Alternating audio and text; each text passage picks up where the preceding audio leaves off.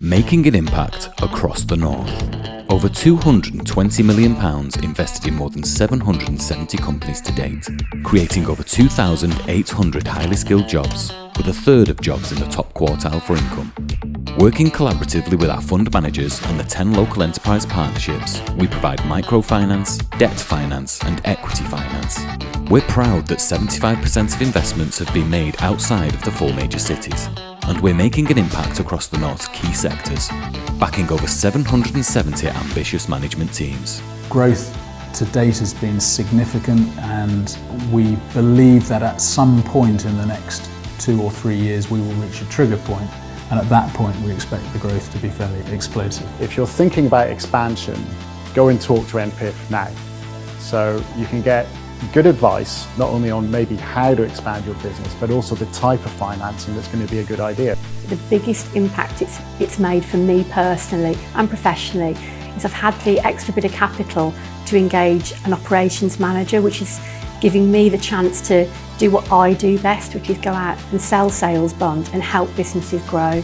The biggest impact the funding will have on the business is that transformation from a development stage company through to a medical device company with products on the market.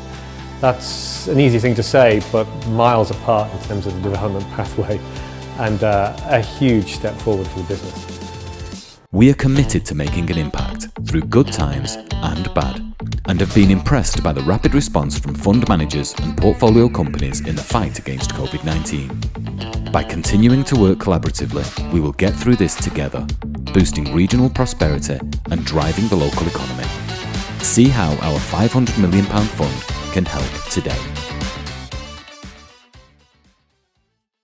Good morning and welcome everybody to the latest webinar from the businessdesk.com in partnership with the Northern Powerhouse Investment Fund. I'm Ben Ormsby and I'm the Yorkshire editor of the businessdesk.com. Today's session is going to look at the challenges for businesses that are scaling up and starting out. So lockdowns fueled a rise in startups, with 315,000 new companies incorporated in the UK between March and July last year. But as we look to build back better, how can these companies that are looking to grow support both the North and the wider UK economic recovery? I'm delighted to be joined by a panel of experts who have experience in leading growth strategies, and we'll discuss the challenges that they've faced and that are posed by this, the benefits of collaboration, and probably most importantly, share some of the lessons they've learned along the way. But before I introduce them, just a little bit of housekeeping. Please feel free to ask questions throughout. There is a Q&A button at the bottom of your screen, and that will allow us to ask those questions as they come up.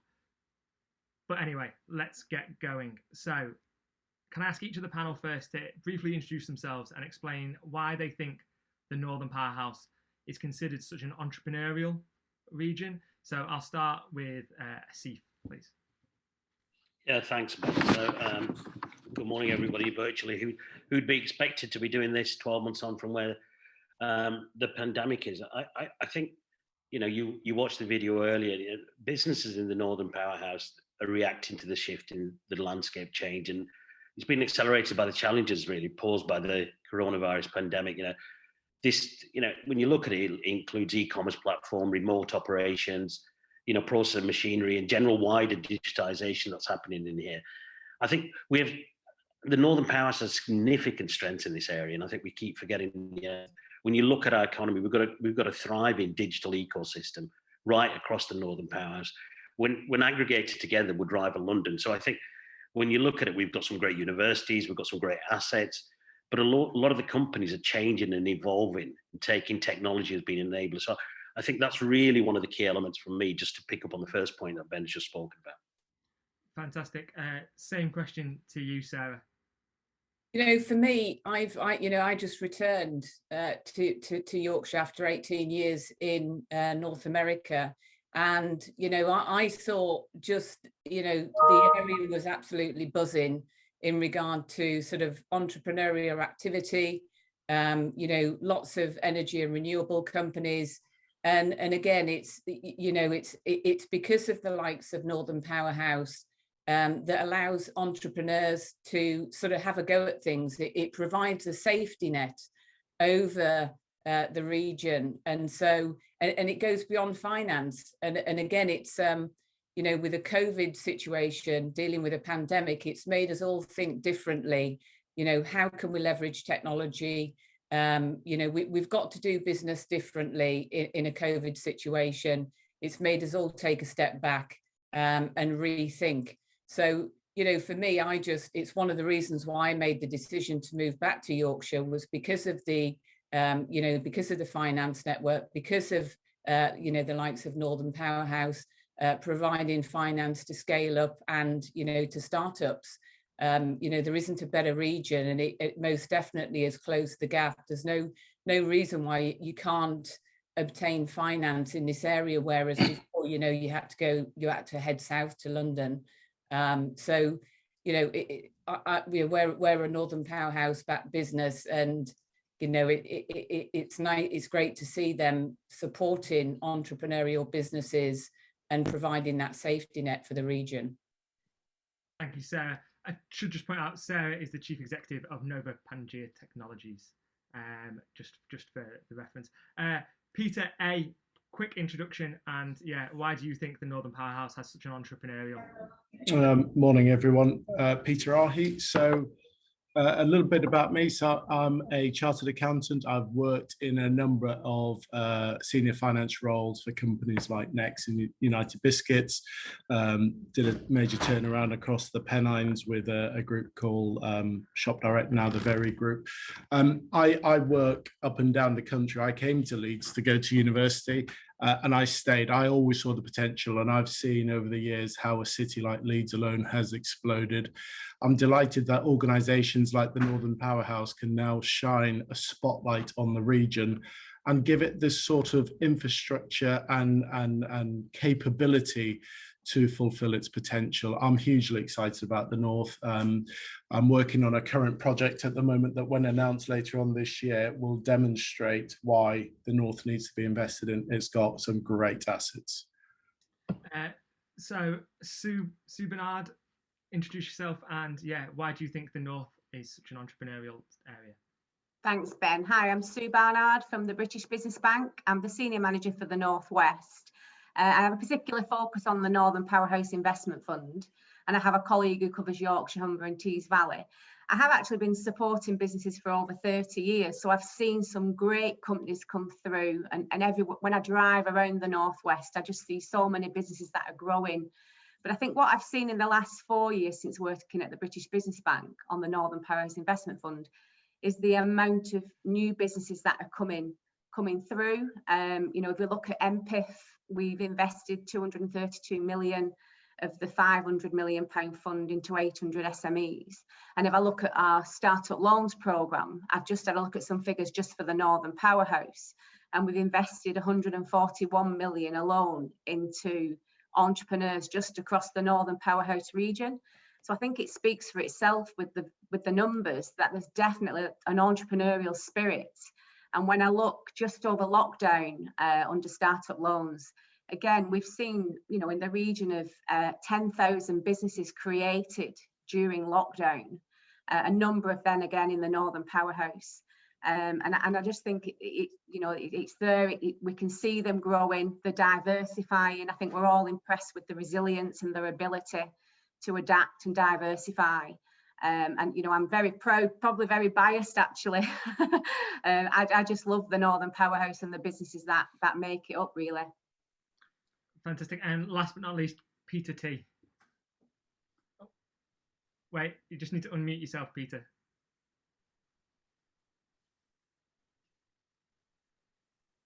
Yeah, glad to be one of us did that, didn't they? Good morning, everybody. So I'm Peter Treadwall from GC Business Finance. We're a non-for-profit finance provider providing funding to SMEs right across the north of England, and we're a fund manager for the products that Sue was just mentioning, both startup loans and Northern Powerhouse Investment Fund. In terms of the Northwest, I mean, I'm a great supporter of the Northwest. I've been working with businesses in the Northwest for perhaps as long as Sue, at least. Startups in the Northwest have just been superb. I think if you look all the way back from what's happened in the Northwest, for all the universities, all stuff like that, some of the innovation, but over the last 12 months, I'm personally amazed at the number of people who've taken the big plunge to start up a business. A recent survey we did showed that 60% of all people who are still in employment would like to start up their own business, which I think sort of sums it up in terms of what we do up here and how it all works. And there is a great ecosystem to support people across doing that. And I think the potential in sort of everything I want to talk about today is there for all to see. Thank you very much. So Asif, I'm going to take it back to one of the points you mentioned and actually pick up on stuff that Peter and Sue have mentioned as well. The resilience of businesses, but also the fact that there is this appetite to start up. You mentioned the universities and that ecosystem that exists here. Why do you think that why do you think it's important that startups in the North have the opportunity to grow, to both grow the Northern economy and the UK PLC as we look to rebuild? Well, I think when you look at it, the Northern Powerhouse is a multi-faceted economic and business base. It's got different organisations here. We've got life sciences, we've got energy, we've got renewables, maritime, logistics, professional services. And, the one thing we're obviously suffering at the moment in time, and hopefully, we can see that in the recovery plan, is our thriving visitor economy across all our region, which is key. When you look at, I can talk about our city region. We've got over 50,000 people employed in the visitor economy. I think we talked about it before we went on here with not just the football clubs, but with other, the museums, various other things. So I think, diversity is a key in resilience. And I think you've got to have diverse businesses in the economy, but you've also got to have entrepreneurs in there as well. People who want to make, the 60% startup discussion about people who want to get into businesses. I think the pandemic has driven that number up, whereas people were securing jobs before are looking for change now and looking for the ability to adapt. So I think, we're already seeing some post-Brexit changes of supply chains driven changes that are happening with there. We've got global shipping links, the Freeport announcement, both in Merseyside, the River Mersey, the Teesside, Humberside, all these areas. And the other thing which we keep, we should never get away from is our digital base here, joined up together in the North, is a challenge to London. And I'm not saying, we're going to be the big digital powerhouse, but bringing them all together and bringing the knowledges of the universities and the businesses together who've changed and evolved the business models during this pandemic is one of the keys. And I think that's why you'll see a number of firms carry on growing in this area. I think that's a key area here as well. I think that's a really interesting point. That idea that we have the universities and we've got the systems, but as a collective, the Northern Powerhouse has that diversity of business bases, but to work together as well to create that growth. I guess Sarah and Peter, you've both led businesses on growth trajectories, successfully, I should add as well. What do you think scale-ups of today and the startups which are aiming to grow need to be aware of? What would be the tips you'd be providing them? Perhaps Sarah, first to you. Yeah, I think just lessons learned for me. I think whether it's a startup or a scale-up, you've got to get the people right. People is critical. Even as a founder, as a CEO, you build your team around you. What I consider being sort of vulnerable as a CEO or a founder, it doesn't mean weakness. It just means that you identify your weaknesses and you fill the gaps. So people is critical, whatever stage of business you're at. And obviously the funding comes into play because, I've been, I've had a fairly lengthy career, spent many years over in North America, and, lessons learned, I've turned, I will say to any founder or any CEO, if they have the ability to oversubscribe and take more funding in at an early stage, run with it, because ultimately you'll need more than what you think, and it will take longer than what you think. So that's a powerful lesson that I learned very early on in my career is when funding's available, take it. And number two is you need the right people, and that's a great thing about our region and the sector that I'm in. We're based out of Wilton International. We have lots of we're at the heart of the country from an industrial perspective, with lots of skill sets that we can tap into.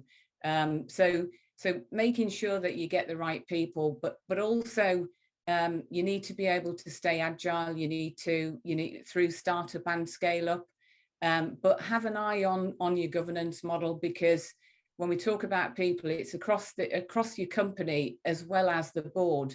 So getting that right mix and that right balance, diversity and background will ultimately drive your company forward.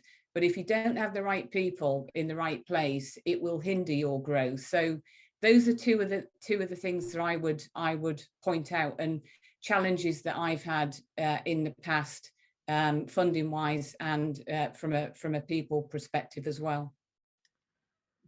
Peter, you must see that from two camps, because you've got the consultancy background, you've got the working as an FD, you've also been a founder. What, similar to you, what lessons have you learned, and what do you wish you'd perhaps known when you were starting out on the founder's journey?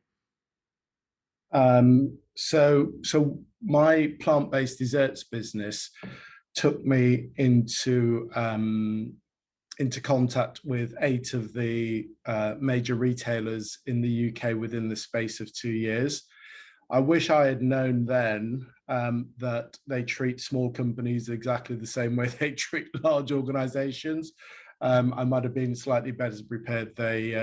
So it was quite hard work working through those guys. But my big corporate background allowed me not to be intimidated by those sessions. I can see how it could be really daunting when you're in London, sat in M&S's headquarters, waiting for a buyer to come down and to sort of to work through everything with you. If you haven't been in those environments before, it can be really, really daunting. I totally agree also with the people point. The thing about people, though, is don't be afraid to make changes, because what you can afford and you're likely to bring into your organization in the early stages may not be fit for purpose as the business grows. So you have to have the right skills.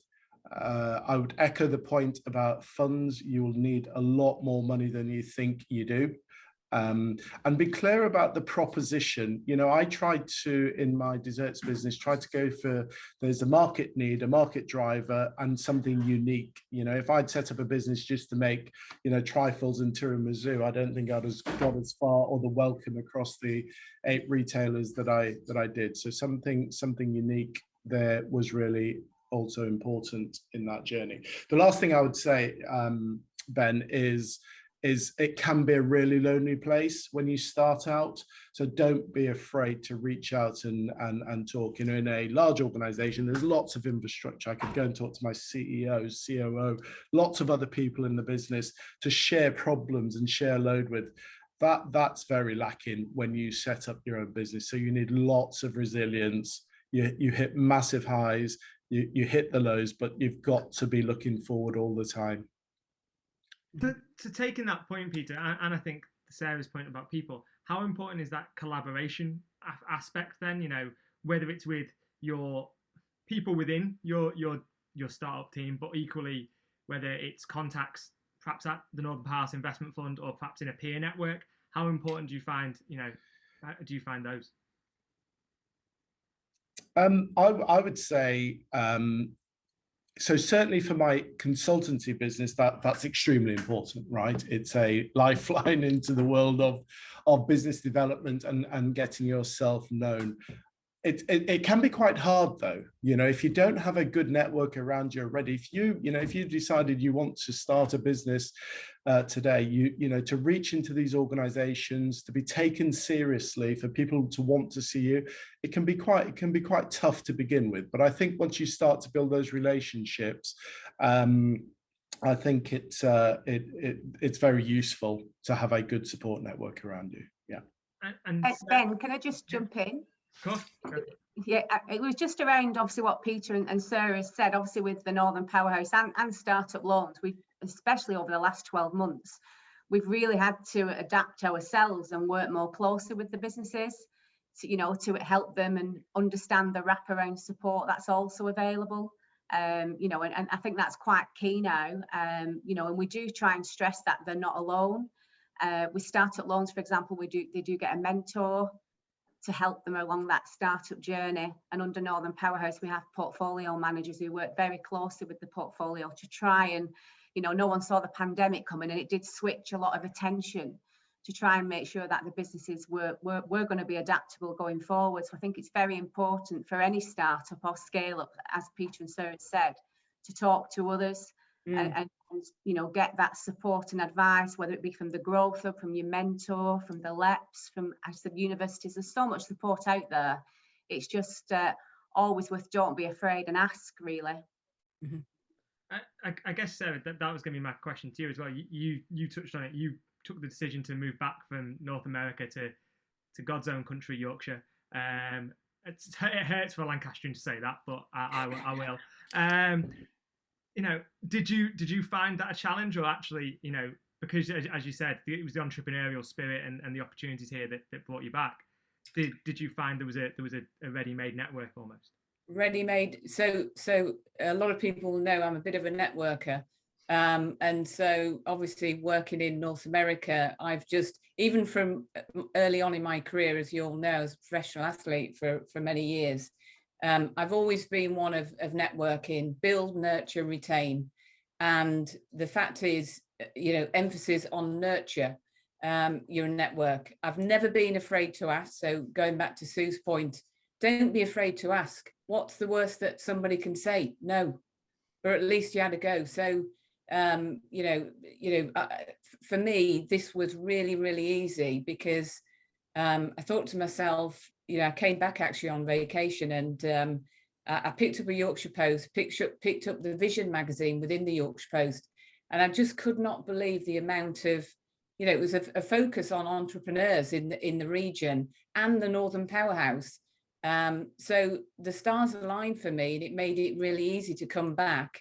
And the thought of really, don't get me wrong, I got questions on the reason why I'm coming back to England. The silly questions like, well, you're returning back to England. Whereabouts in London will you be?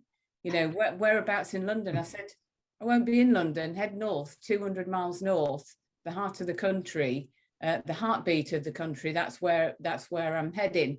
So it's just mind-boggling to me that this region is just, again, it's sort of still flying under the radar, even though we've got so much heritage, industrial, technology, digitization, you name it, funding. It's completely transformed from when I lived here. So for me, it was right. I can bring my international experience and my network back to the UK and really make a difference on the region. So for me, it was an absolutely no-brainer move. And I've been back now 2 years. And never looked back, clearly. Never looked back. That's always the good part. I guess, obviously, Peter and Sarah both touched on that, the challenge of funding. And obviously, Sue, you've referenced there's a startup loans, there's the Northern Powerhouse Investment Fund. In terms of those businesses that are looking at their growth plans and looking to access that, how do you approach that? Perhaps Peter and Sue, you can provide a bit of an overview on how you should approach coming to Northern Powerhouse Investment Fund. Well, I think as we've all said, there's a massive network out there. Sometimes the pathways are slightly more confusing than perhaps they should be, and I think that's one thing we could maybe do better for smaller businesses where people, you're a jack of all trades. You haven't got that necessarily that big team with you. So sometimes to find the right support is perhaps a little bit harder than it should be. But once you're there, the range of finance, as Sue described right in her introduction, is right from a startup all the way through to high-level equity funding is available. And I think it's our job to really work with, this isn't just a credit scoring exercise. This is to work with customers to really, understand what their business needs are. And perhaps, people sometimes do, as I think Sarah and Peter both said, they undershoot with what they actually need. And it's about challenging understanding your own business and making sure that you fully own your business plan, so that the amount you're trying to borrow or fund in your business is actually the right amount and can get you to where you want to be. Mm-hmm. Yeah, I think for me, it's obviously, spending so much time in North America, it was challenging raising funding. So it was nice to see sort of this network in the north, and again, more of a safety net of finance and expertise and really just general support. I think that there's still perhaps a gap that we need to look at, and that is for businesses that are, sort of in the middle. They're past startup, they're in the scale up stage, they're at revenue but barely, and they aren't sort of meeting the criteria. They've gone to, Nova Pangea, we're Northern Powerhouse backed, Cambridge Angels, par equity. But we're at that stage where we're looking to globalize and looking to roll out commercially. We have a very big aspiration and vision for this company, for this technology. But, where do we go in regards to, for companies that are short on VCT, meeting that criteria of perhaps $1 million in revenue, and companies aren't there yet, where do companies go? So I think there is still a gap that we need to fill. And look at Okada. It took Okada years to get to revenue. We know that it takes longer for startup scale up. We know that you need more money. That's just the nature of the game, specifically as you're working through a pandemic. But there's plenty of funds for startup. There's plenty of funds for when you get to like 1 million EBITDA or 1 million revenue. But what about the companies in between? Where do those companies go? If they've already tapped into Northern Powerhouse, they've not already tapped into some of the angel networks, EIS, etc. Where do those companies go? If I could just jump in, Ben, obviously under British Business Bank, we do actually invest in around about 180 finance partners. So Northern Powerhouse is quite a small part of the bank. And Sarah is definitely right. We haven't made it easy for businesses to understand the access to finance ecosystem. And we are working on that. We've just launched our finance hub, and we would ask anyone, if you're not sure where to go, to speak to ourselves, our fund managers, to try and help you navigate. Because I think since the bank's been created, we have put a lot more finance into the market, but it's trying to understand who to speak to. So we do realise that although we've created more finance, we've not made it that necessarily easy for people to find it. But I think it goes back to just asking us, speaking to us, and we'll try and help you navigate through. And again, working with the access to finance teams at the growth hubs is worthwhile. And just speaking to the fund managers really to see what they're seeing in the wider portfolios. They're already raising finance outside of Northern Powerhouse. So it just comes back to, if you're not sure, ask away really. And if I could just quickly add, I agree with Sarah. I'd probably go one step further. Both of my businesses were zero revenue, okay? And I know you'll say, well, that's the case with a lot of startups, but the only way I could make traction was because I had reserves or funding available to be able to do that, and that was the risk. I found funding, any sources of funding was extremely risk averse.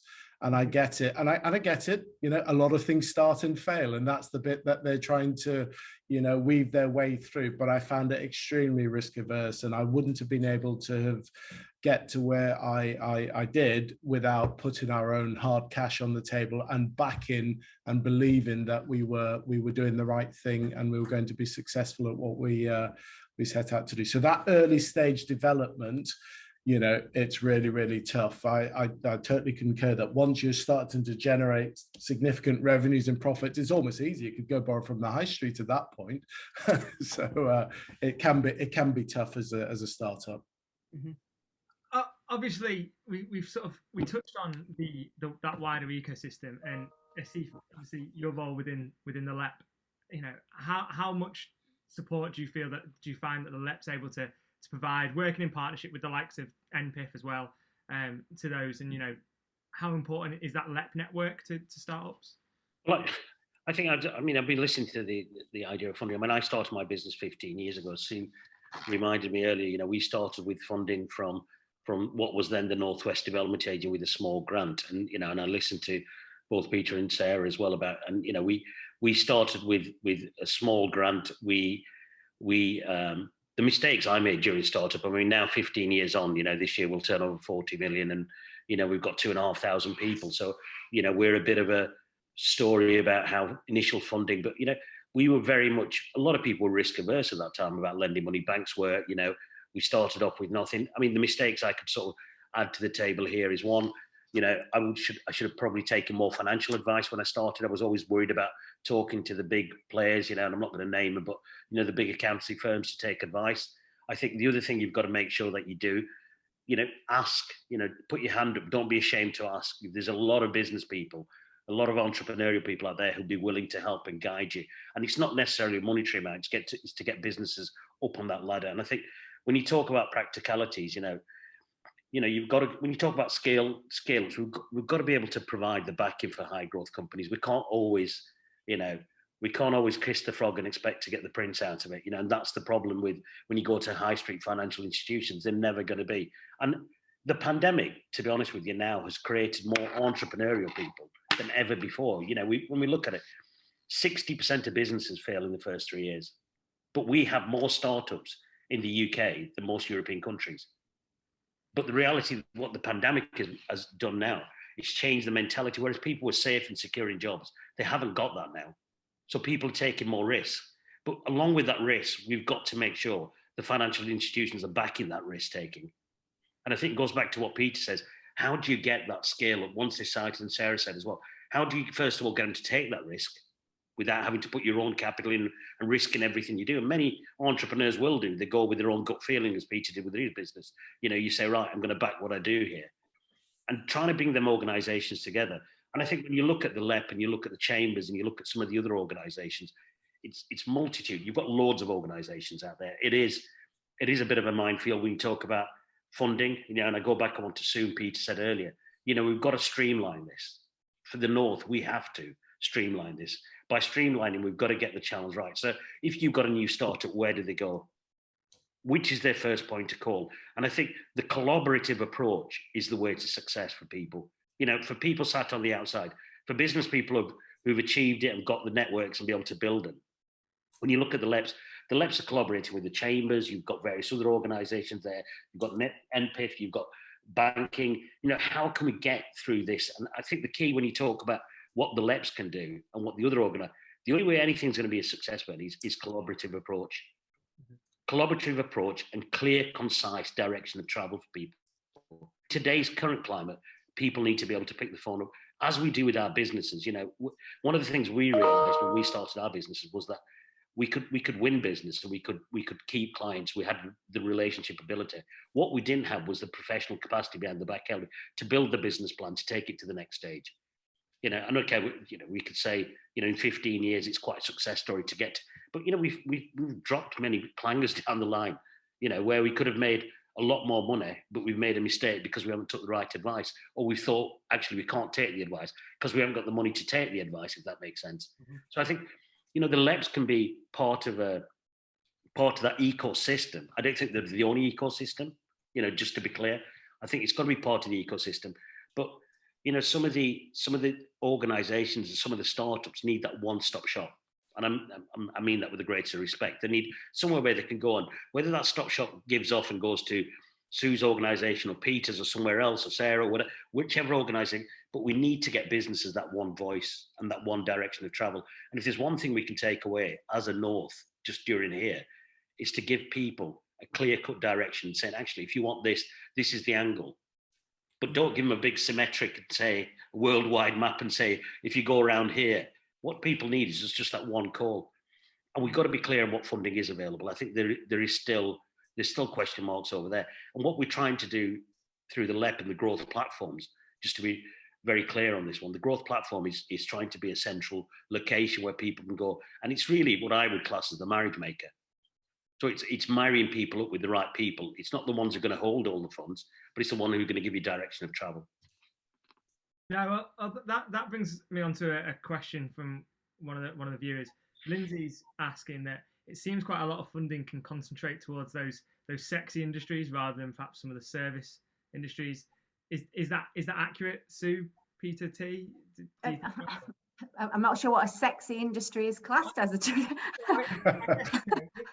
When I look at our MPIF portfolio, we have such a diverse range, from lateral flow tests, sanitisers, refrigerated vans, signage, springs for hospitals, breweries, gin. We have such a diverse range portfolio, which I think is healthy.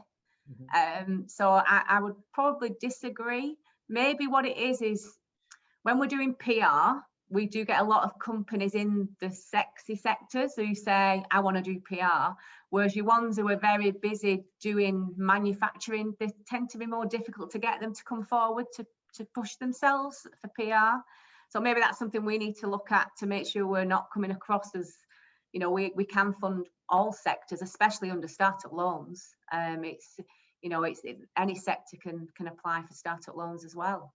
Ben, can I just add to that as well, is that it doesn't matter. I've worked in a lot of not so sexy industries, and it's about how you position a company. It's about branding. So when you start up, make sure that you spend the time to lay that foundation for growth, and to get you, whether it's website, the first port of call, they're going to go to your website. You can make anything sexy if you really try. If you can get the branding right and make the package pretty, and as what the questioner alludes to, sexy, whether it's tiddlywinks or manufacturing, you should be able to sell it. Ben, can I come in there, Ben? Sorry. I think in today's climate, and whilst I hear the word sexy, I mean, I've got to say, when you talk about sexy industries, it's always something mentioned, whether it's high tech or whatever it may be, they're the sexy positions. But the reality is, in this pandemic, we've got to wrap our arms around businesses that are showing growth potential, because we need to create jobs. Fact, we can talk about sexy industries and we can talk about nuclear and various other things, but we need to put our arm around businesses that have got growth. And part of the thing that we're trying to do in the city region here in Merseyside is to look at the businesses. And again, it goes back to the same scenario about kissing the frog and creating a prince. We're having to go around a business and put our arms around and say, actually, you've got growth potential to create jobs, and that will create the economy, and that will sustain people during where we are now today. And we've got to put our arms around these businesses. So, the question that came up about the sexy positions and funding, the funders have got to change their mentality as well. It's got to be productivity and based. Everything's not going to be productivity and sexy. Some people are going to start up very entrepreneurial. It could be a logistics corporation that employ manufacturing or doing whatever. People have changed their models, and a finance house and finance hubs have got to change the model accordingly. So another question from the audience. Gemma would like to know, she says, thank you for the advice being shared. What would the panel advise for a business that wishes to reach a new target audience as part of a growth plan? I think for me, it's dig into that new target, that target audience, dig into it and do the thorough analysis on it. A lot of companies will skip this stage, and a lot of companies, well, specifically, I've been in consulting as well. I've seen companies that skip this stage, go out to market and fail.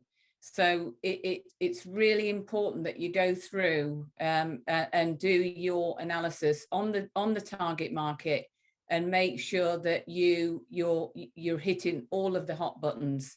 This is a critical piece of work that you need to do. So don't skip that step. So I think it's fair to say that I agree with that.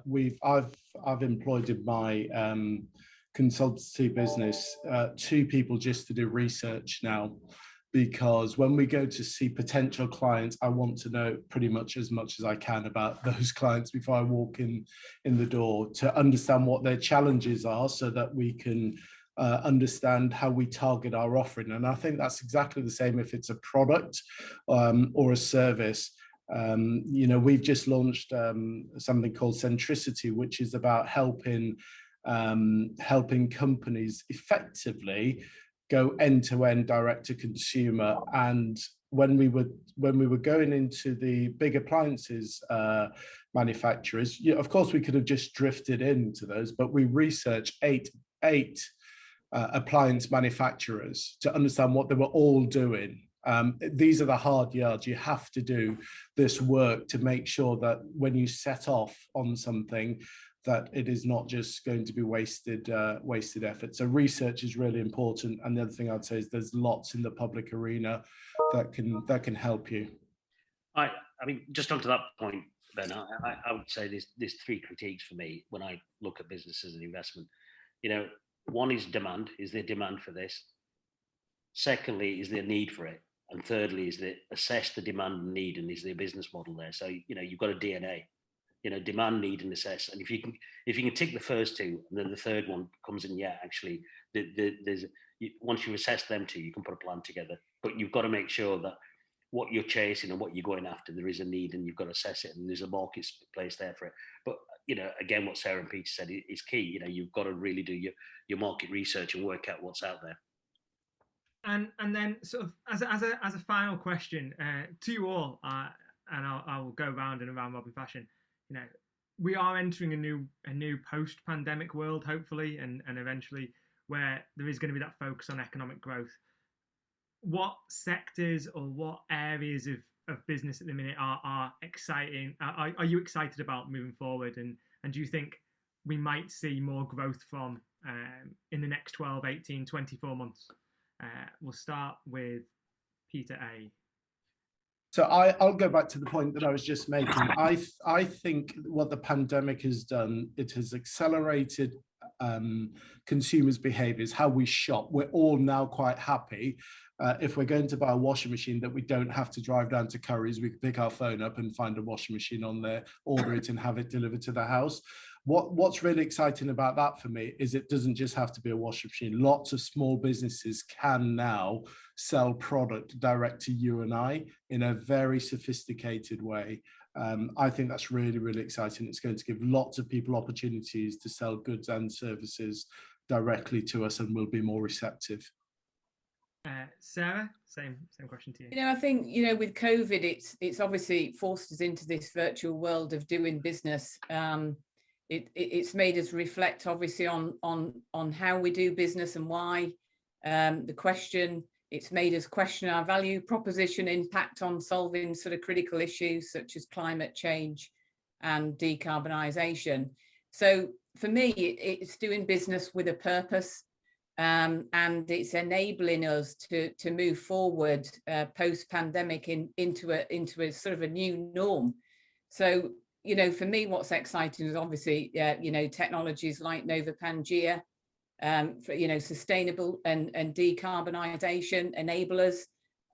You know, Peter has mentioned online retail, you know, technology, really leveraging digitisation, augmented reality. People can't come and look around our plant right now, but can we leverage technology to create that experience for the customer? And the other one that I think for me I'm really excited about, as it's you know, is green industrials, so green steel, working towards sort of mitigating and reducing the dependency on fossil fuels such as coke and coal for the steel industry. That's our heritage in our area, and you know, again, this pandemic has made us think and rethink about how we do business and impact not just locally or regionally, globally. Same question to you, Peter Treadwell. Yeah, I think as a funder, we want to fund the sectors that need to be funded. So we're relatively benign on that thing. You know, in terms of our high growth sectors that our equity service funds into, you know, a lot of those are, perhaps as Sarah was saying, then, you know, the disruptive tech going into new markets. The pandemic has meant that they're right at the forefront of things. You know, as a public sector lender, we're delighted that we're sort of beating the norm in terms of women-led businesses as well. I think that's something which is really coming to the fore. 30% of all our equity-based investments are into women-led business, whereas the national average is something like 9%. So that's pleasing. And again, you know, green technology and the whole carbon agenda, I think, has got to come through, and businesses will really move into that in the coming years. You know, in Manchester, we've got the clean air zone coming. That's a real big launch in the north, and that'll follow on. So, green and tech, I suppose, are the big ones. Sue, same question to you. Yeah, I just totally agree with everyone. If you're a growing business, we want to speak to you. Net zero is obviously key for ourselves and something we're going to look at quite strongly going forward. Health tech, e-commerce, we're seeing lots of opportunities from the portfolio and for businesses looking for finance in that sector. So we're, as I said earlier, we've got a diverse ranging portfolio, and we are seeing, lots of opportunities. So yeah, we're just happy to speak to anyone. And if it's not for us, we can signpost you to other funders as well, which is something we try to do on a daily basis, really. If it's not for us, it doesn't mean it's no good for someone else. And lastly to you, Asif. I mean, I tend to agree with most of the comments made there. I think, investment, for me, investment in people is key. We're going to create so many entrepreneurs out of this pandemic lockdown. I think when you look at the industry sectors, online digitalization is a key. We've seen that with the flotation of many companies, who are digital companies have just floated on the market, which is vibrant. But I think when you look at free ports, you look at the supply chain, you look at Net Zero North, you look at the carbon companies, you look at tech being a key. I would like the Northwest to be a competitor to London in tech and digital connectivity. And I think we've got the experience, the universities, the people there. But for me, exciting is people starting businesses up, the right ecosystem around to support them. And I think we'll be having this conversation hopefully in 2 years with another couple of hundred startups who've survived and carry on thriving through innovation, through tech, and through passion and creativity. And that is the perfect way, I think, to end this discussion. So thank you very much to all our panel for sharing their time, their expertise and their thoughts on this topic. I think it's clear that communication might be the key to successful growth, whether it's communication with funders, communication with your peer networks, and communication in general. So thank you very much to everyone who's joined in. There will be a write-up of this session on thebusinessdesk.com in the coming days, along with a video made available across YouTube. So yeah, once again, thank you to all our panel and have a fantastic day. Thank you very much.